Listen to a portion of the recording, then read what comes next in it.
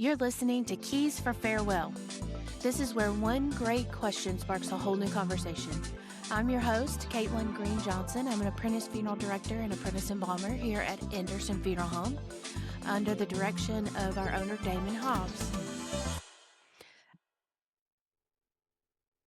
Think you'll know my friend that's agreed to come on and discuss something really important with me. I'd like to welcome my buddy, Scott Porter. Thanks for coming, Scott. Hey, Caitlin, thanks for having me. This is going to be a lot of fun. Yeah, well, you and I have been friends for years, and of course, I follow all your talents, all the things that you're into, and I really wanted to discuss how our worlds collide Absolutely. because how people think and how they believe is something that you and I have been interested in from a marketing perspective. And you went through the MBA. When I did the MBA, I thought marketing and perception and all of that was really interesting. The finance and accounting, not so much. But, how people perceive business or how people perceive things in our life. So I want to drop you a question. And today is a really in depth one. So you'll love it. Here's your question. How do cultural taboos and personal emotional experiences influence the way people perceive or respond to paranormal topics? Ooh, that's a good one. That's a mouthful, isn't it? It is a mouthful, and it's kind of funny because like as soon as you start talking about the paranormal, depending on what circle or group you're in, that there's always this mystique that kind of comes along with it. Some people are, very accepting of it, and like if you're in, let's look at the geography of the United States. So, like if you're in New England and you're talking about the paranormal, it's a widely accepted discussion topic. It's very, there's a lot of, history there. So there's a lot of mystique and a lot of legends and lore that go along with it. And then, that's really connected to like the founding of our country. It's connected to the old stories. You've heard the stories of the Salem witch trials. You've heard the stories of, our founding fathers and, the things that happened and stuff that they were so connected to. And so people keep those stories vividly alive and they experience things that connect them to that. Now, as you move inland or say down into Appalachia, you've got a lot more of the legends that are more mysterious with, the mountain folks. There's more. What would you? I can't think of the term I'm looking for now. Like your Bigfoots, your mountain monster, your different things like that. The Yeah. Mothman and Your boogie creatures of woogie. that. The boogie woogies. That's exactly it. Or the abandoned houses and things like that that people talk about. And that's kind of culturally accepted. And then when you move on over into the Bible Belt, then it starts to become a little bit more taboo. And it's kind of funny because when I was trying to find places to investigate, especially in Tennessee, people, when you started talking to people about, hey, I want to go and try to check out and see if your place is haunted or this location is haunted. People are like, oh, I don't want to be associated with that because there's a cultural unacceptance there. Because it was taboo to talk about. Although everybody has a story of something they couldn't explain, it's just they didn't want to talk about it in public, which I found very intriguing from a psychological standpoint. It's like people felt like they couldn't talk about ghost stories or, believe in ghosts or believe in something that still lingers in the ethos of our universe after death because it dynamically contradicted or opposed their spirituality. So Very interesting. yeah, but what was really funny about that is all of those people that were kind of, whispered about it behind you or talked about it in groups were like, he's hunting those old ghosts. He thinks there's ghosts. They all had a ghost story they would tell me in private, which is hilarious. So that's a cultural, I like that you put that's a geographical thing too. Yes. So, for our listeners who are not familiar, Scott is a paranormal investigator and you've seen him on TV. So, that's why I wanted to ask him these questions. So, first, tell me what you would consider what are the bounds of paranormal? We're talking about this. What does that entail? Is it just ghosts? Is it these legends? Is it what you can see? Is it what you can hear? Is it all just spooky? What do you think? It's everything outside the norm.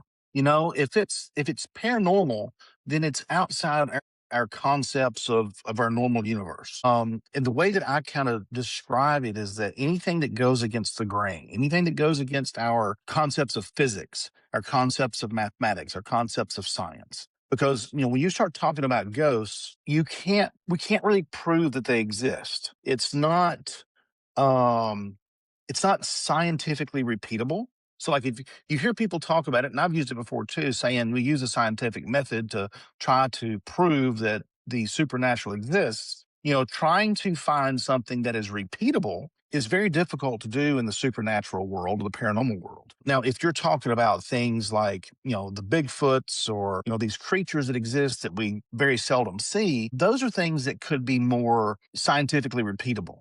But when you start talking about paranormal ghosts, you're talking about something that exists outside our realm of physics. And that's a really fun place to delve into and to kind of study. Outside our realm of physics. That isn't that kind of our taboos and our cultural norms? It's our existential is what we believe, Correct. and that has a long history. So do you think that how we grow up, how we maybe even our faith provides the foundation for these things? Oh, 100%. I think that, we are products of our parents. We are introduced to a thought process, and we follow that thought process in a lot of cases. And a lot of times we don't. We get outside that thought process, but we are given an opportunity to more or less find our way. And so there's a certain amount of free will there. There is a lot of impression that is placed there. So, for me, I grew up in a very Christian home. My dad's pastor of a church. We're old time missionary Baptists, and it's hellfire and brimstone. We believe that, that you have a personal relationship with God, and also that to be absent the body is to be present with the Lord or somewhere else, depending on your relationship with Him. And so when you talk about ghosts in that realm or in that circle, it's like, well, there's no such thing as ghosts, but yet there's these stories. And so what I have come to believe or think is that we exist, I call it multi-planed. In other words, we have a spiritual soul that is it's directly linked to our faith and our power to God. And then we have a physical spiritual side that is a what I consider to be our electromechanical side. It's our electric energy that is housed within this biological container we call a body. And so then upon the separation of those, we have the body that returns back to what it came from, which is our minerals, our physical presence. It returns back, the dust of the earth, Dust all to of those dust. things that we have gathered in this body along our life's way go back to where they came from. We go back to the dust, whether it be in the coffin as ashes, it goes in the air, whatever the case might be, it goes back to the earth, which is our grounding and connection to the earth. Our spiritual side, which is, what some people would call the soul, is what goes on to the afterlife, whatever you want to consider that. And then I think that there's this electronic energy that then is no longer contained in a biological home that can still carry on some resemblance of our interaction in ourself and our cognitive state. And I thought that for a long time. Just as I know what I feel. I know that my relationship with God is here. I know what that is.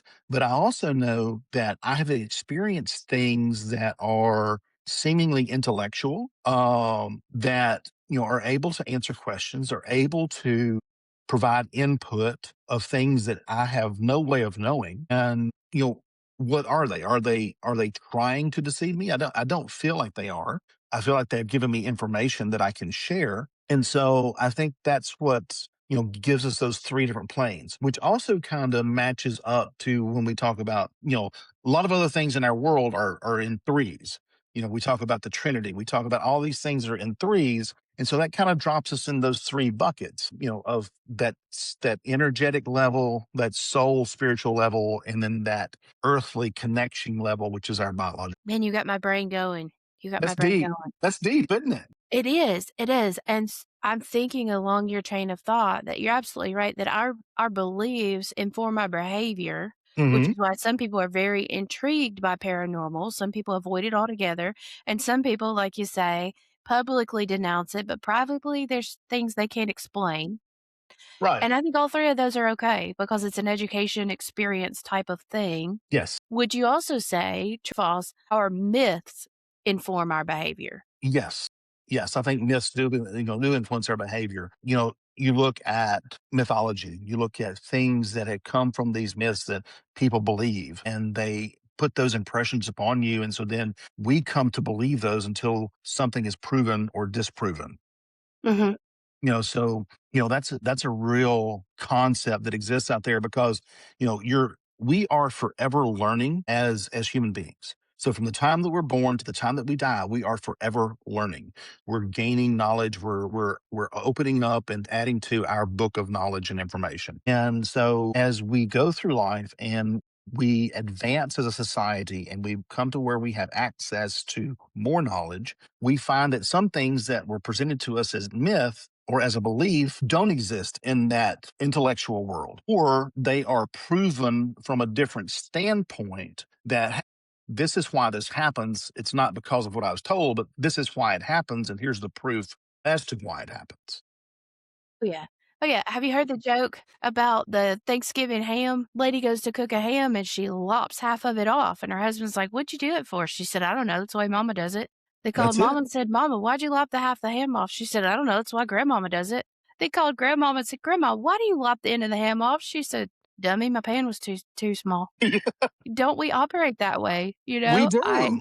First off, I love that grandmama in that story, but I've heard that so often, and that's so true, and I think that that comes into play at big events or big milestones in our life. Yes. I have had people ask me a lot of questions about, "Is it true that this happens, Hmm. that happens?" Or is it some of the even the wives' tales, Yeah.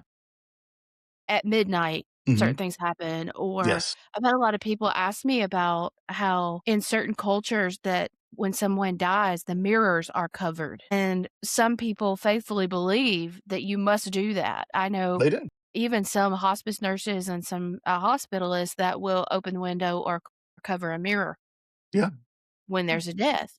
Yeah. And so it's about myth or belief or perception. So as you're talking about that, I can see all of these examples. And it's funny because we're taught these things throughout life, and so then when we experience it, we don't have any other way in our tool belt to be able to cope with those things or to be able to explain them away. So we just continue to follow that because that's what we've been taught and what we believe. And in some cases, we just don't want to question it or take a chance on questioning it. Mhm. Because there's a little bit of a timid aspect there is to be rocking the boat. That's just, human psychology. And so, to rock the boat, you're putting yourself out there on a limb and you're opening yourself up for disagreement, ridicule, whatever the case might be. And people have a real hard time with that. And so it's like to be able to embrace, different thinking and to be able to really get down to the nuts and bolts of why those thoughts exist and why those theories exist. Somewhere in there, you can find some knowledge that might be helpful to you or something you might be able to expand upon. And I've traveled the world, talking to people from all walks of life, all different types of religions, all different types of faith and beliefs. And I can see where it's funny to me to be able to see some of the similarities to how we believe and what we perceive. And then look and also see where some of their beliefs come from that may be evolved along the way of the human experience. Which is really, really intriguing. It's like when I was on a location in Hawaii, and we were talking about all of the buried soldiers or the buried warriors that were in this area where it was a palace.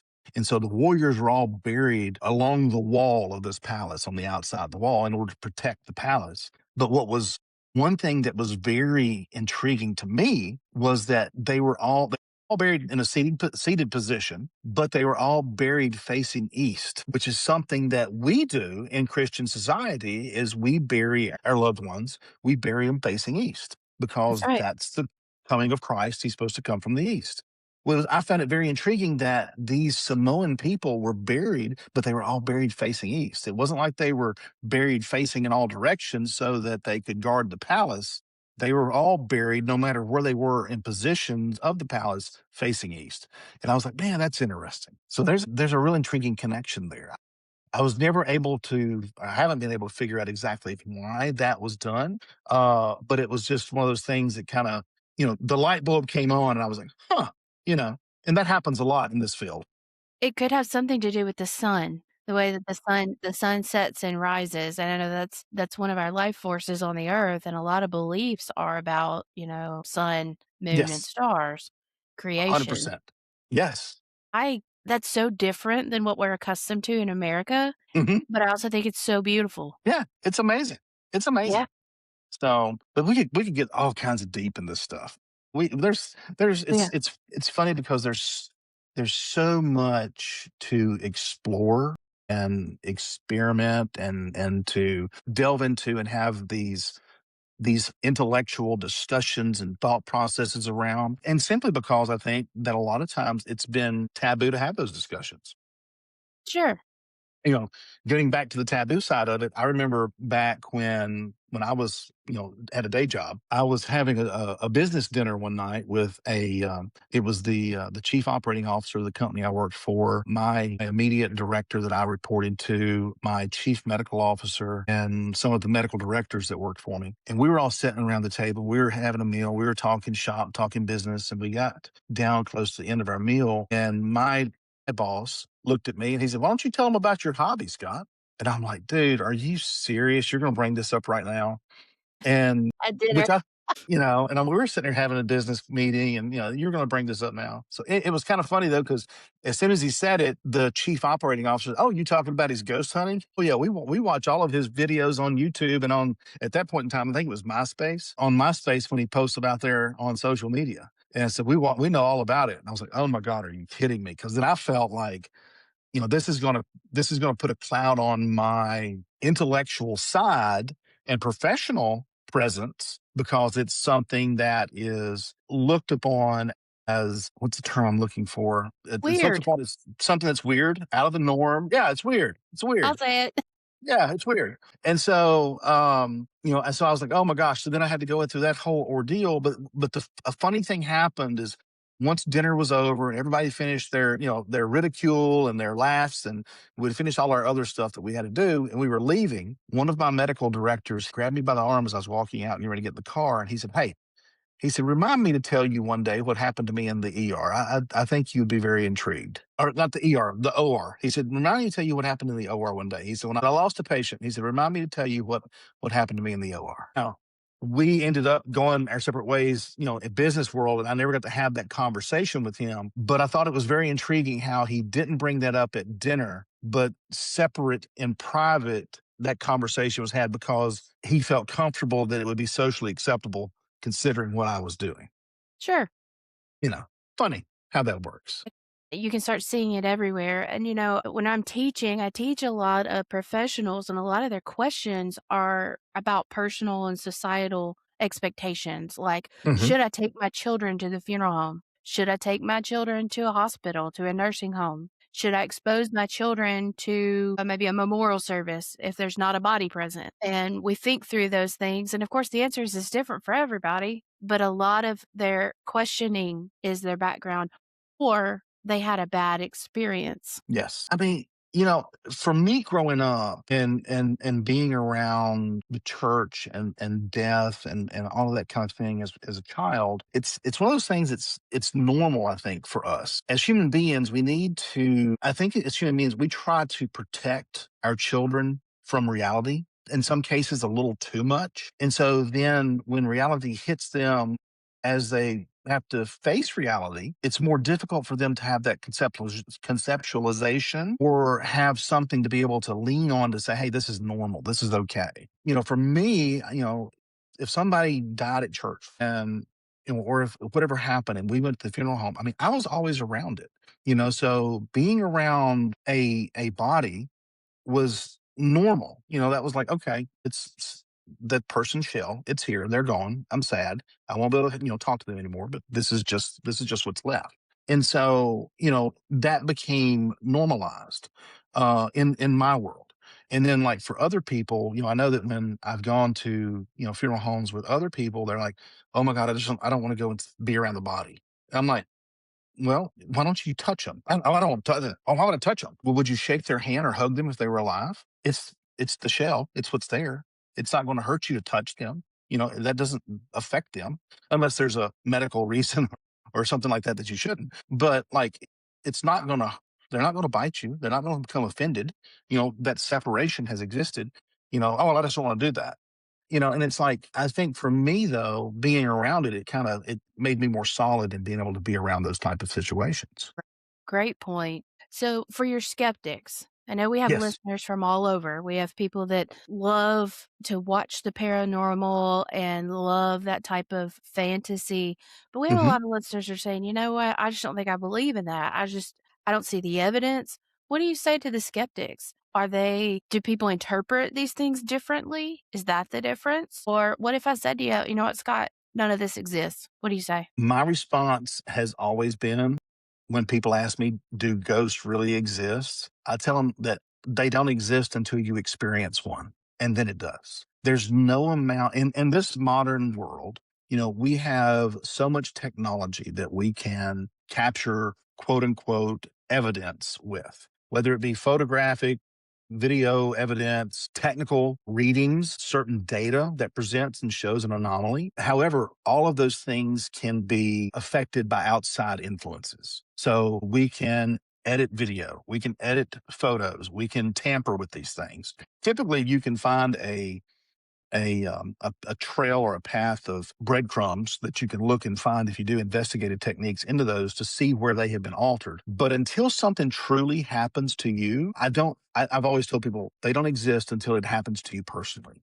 And then once you have that personal experience, once something happens directly to you that beyond a doubt was something that you can't explain, that changes you because then you've been exposed. There's that undeniable moment that's like, this actually happened. I experienced that. I remember it's funny, my cousin, I used to go to their house all the time when I was little. And my mom and I were supposed to be going down there to meet them to go somewhere. I don't remember if we were going to Opryland or if we were going to, the amusement park that's no longer down there, what we were doing, but we were supposed to be going down there. And this is before cell phones, before pagers. This is back when, the phone was still stuck to the wall. But we were supposed to be going down there, and they just live a few miles down the road from us. And both my cousin and his mother heard somebody in their house that yelled their name, and it sounded like my mom's voice. And so they said, "We're in here." And because they knew that they were expecting us. And when they didn't get an answer, they yelled again. And then they got up and started looking, and we weren't there. And what was funny is they both heard it. They both recognized the voice as my mother's voice. And to this day, they still tell that story because they said, somebody said something. It happened. And I think that's the type of thing that changes you. When you have an experience of something like that and you cannot find a logical explanation of it, there's nothing there that could just, that could explain it. That's when your brain starts, those synapses kind of connect Mhm. and you have a different thought process. You start thinking, man, that was different, that was unique, that was unexpected. What caused that? Because now we start delving into it from our own psyche and our own thought process of what could have caused that. And when we can't find a logical explanation, it causes us to really hyper focus and try to explain it away in some way, shape, or form. My only experience, I think, or I really can't talk to this. This is not my expertise, but I'll tell you my experience where I come from. I have a lot of hospice experience. I've done chaplaincy, I've done nursing home type hospice, and even in the homes. I can't say definitively what happens at death. Don't Hmm. know. Nobody's come back to tell me. But I can tell you that in the room, when someone dies, people have different types of reactions or behaviors. So, Hmm. as people are in the active dying process, I've seen them reach out to people. I've seen them talk to people. I've seen them, what I think is reaching out to the Lord, maybe. Hmm. There are things I can't explain. And the way that I reconcile that to my brain is that that I am just a little mustard seed in this world. Yes. This world and everything the Lord created is much bigger than I am, and that Mhm. He handles that. Mhm. That is my expertise on the subject, but I can tell you that there are times when people are actively dying that a sense of peace takes over them, Mhm. or I feel like they're seeing someone, they're dreaming, they're talking to someone, and I can't Yeah. explain it. Yeah. And so when you say these experiences that you just can't really reconcile, you can't repeat it, you have Right. no control over it, it's not a gimmick, it's not there's no tickets to be sold, there's no show. I don't know what it is. I like to think that that's how the person is at peace. I like to think it's a beautiful experience. Mhm. That's my expertise in the subject, and so, Yeah. even just from my hospice doula background, that's my only experience, but I have had people come to me and say, "I don't wanna be here when they die," or, "I better do this, that, or the other, or they'll haunt me." Yeah. You know? Right. I've heard a lot of mothers say, "If you don't do this or that, I'm gonna haunt you," and some of them really mean it. They mean it, So, yeah, but who knows? That may be, maybe they got bigger fish to fry when they get there, and they don't really think that they're gonna have bigger fish to fry, you know? who knows, right? You Who know? But knows? it's so funny because I think back, I think about when my grandmother passed away, and I remember I walked in to see her, a couple days before she passed, maybe the day before she passed, I can't remember now, and I walked in, and she turned around and she looked at me from the hospital bed, and she looked at me just like she was looking straight through me and just like just inquisitive. I remember she looked at my mom who was sitting in there, and she said, "Who is that old man?" And I was like, I mean, I know I'm getting up in years, but I'm not that old. That's And Scott. that's right, and so my mom said, "Oh, that's Scott." And my grandma, she goes, "I know that Scott. Who's that old man with him?" And it's like, and so I turned around. I remember I turned around and looked, and I was like, "What is she talking about?" And I'm like, I remember my mom said, "What old man are you talking about?" And I'll never forget my grandma. She just went, "That's probably just my boyfriend." And I was like, "Well, that's the strangest thing in the world." And then like later that night, I remember we were in there and she was sitting there doing her thing. I remember she just, she was working her hands like she was going through things in life. And she told me she was breaking beans. And we were sitting there real quiet. She was over there doing her thing. And all of a sudden she goes, "Get on out of here." And I was like, "What is going on, Granny?" And she goes, "These dogs keep coming up here and trying to get my beans. And I'm just trying to run them off." And I was like, "Well, that's another strange thing." And so then we're sitting there and she stopped for a minute and she looked around and she goes, "Where's that music coming from?" And I said, "What music, Granny?" She goes, "That music, can't you hear that music?" And she goes, "You hear them people singing? Where's that coming from?" And of course, we're all sitting there like, "What is she talking about? We don't hear no music." She goes, I said, "Well," and I think it was my mom asked her. She said, "We can't hear it, Granny." She said, what song is it? Can you tell me what the song is they're singing?" And she stopped. She looked up. She listened for a minute, and she goes, "I can't tell, but it's the most beautiful song I've ever heard. That's awesome. Where does that come from?" And Whatever it so was. whatever it was. And she is, enjoying it. It was peaceful. And the next day she was gone. I think it was the next day when she left us. But it was like that moment, it was like, wow, she's hearing something, experiencing something. And for her to be, I mean, it was funny because you would think that she was totally out of it. You think like Mm, she's off her rocker, she's lost her mind, she's done. But she could tell you about anything from her childhood through her entire life up until the moment she went to sleep and didn't wake up. wow. So for her to say something like that, it was just like, I just wow. Wow. There's so much that we don't know about the human brain and how it It works and the is. things that it perceives. It's pretty fascinating. Of course, I'm a psych major, I'm a nerd. Yeah, But there's so many things that we just it's incredible. Our it human is. mind is incredible. We're running close on time. I don't wanna keep you all day, but Oh, I here's my key takeaways. I love the idea that we can look down through history and see what was important to people, what they mhm. believed by the way that they behaved. And when we think Yes. about cultural and funeral and paranormal, you could take things look how funerals have evolved, look how caskets have evolved, and, like, you're talking about the palace and our some of the things they did in ancient days, we still do. Like, Mhm. yes, cemeteries buried towards the east. There's a lot of rituals that I think are beautiful. We may have to do a part 2 on ritual because I know you've studied culture a lot, and that's one of the Yes. things that really interests me. But second, in this life, you can be right or you can be happy. And I think with other people's culture, other people's belief, that it's not worth being ugly about. Hmm. And for me as a professional, it's kinda neat to witness and understand these things, and they don't always have to be the same as me. That's it. That's the lesson I learned. That's it. Alright, my friend, thank you so much for chatting with me. We will have to do this again. Absolutely. I've enjoyed it. Let's do it again for sure. Thanks so much for being here today. Be sure to tune in next time to Keys to Farewell. Anderson Funeral Home is Gallatin's family owned and operated funeral service. We're located here in Gallatin, just off the square, and we're humbled by the opportunity to serve your family.